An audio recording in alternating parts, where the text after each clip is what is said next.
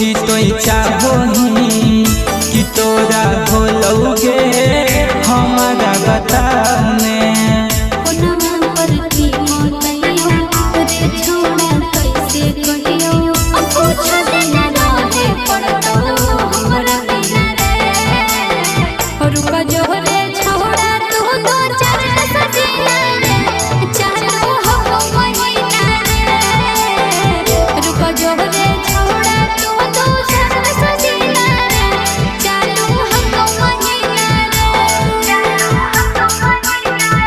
मिले नया बोही कौची तो चाहोही कि तोरा भोलोगे हमारा बताने।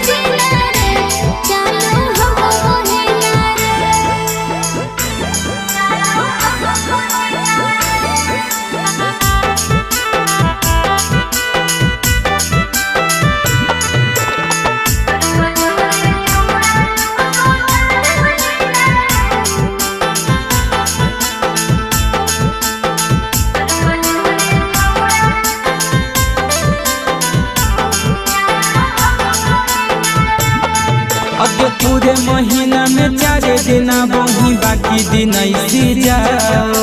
4 दिन के तोर छोड़ा महीना भर रह जा। अच्छा है गे अब पूरे महीना में 4 दिन बोही बाकी दिन ऐसी जाओ। 4 दिन के तोर छोड़ा महीना भर रह जा। तोरा नहीं बुझा हो चंचल सोहे पड़े हमरे सब कुछ घोटे घोटे पानी छोड़ा तू पीने रे। रुका जोहरे छोड़ा तू तो चल सजीना रे। चलो हो महीना रे। रुका जोहरे छोड़ा तू तो चल सजीना रे। चलो हो महीना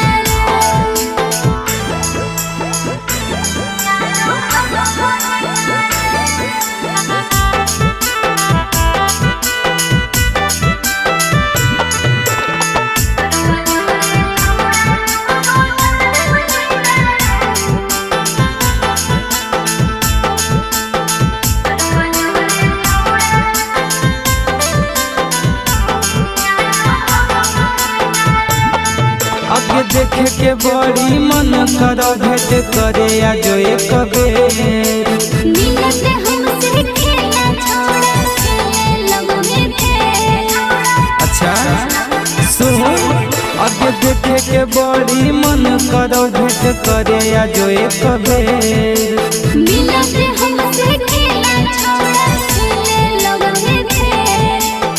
धागा नहीं समझे सोई में रह जैसे छोड़ा वही में। पड़ते हमारा डर के रोज मिले रे।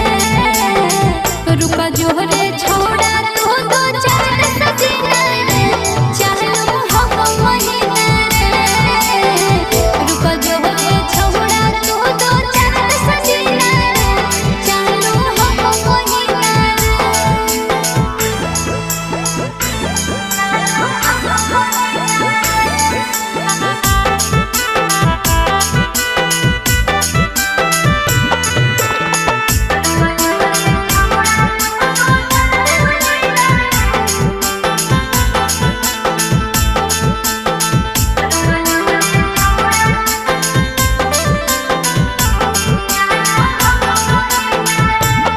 अब बंधन बिहारी के आदत लगा के काहे सताबोही।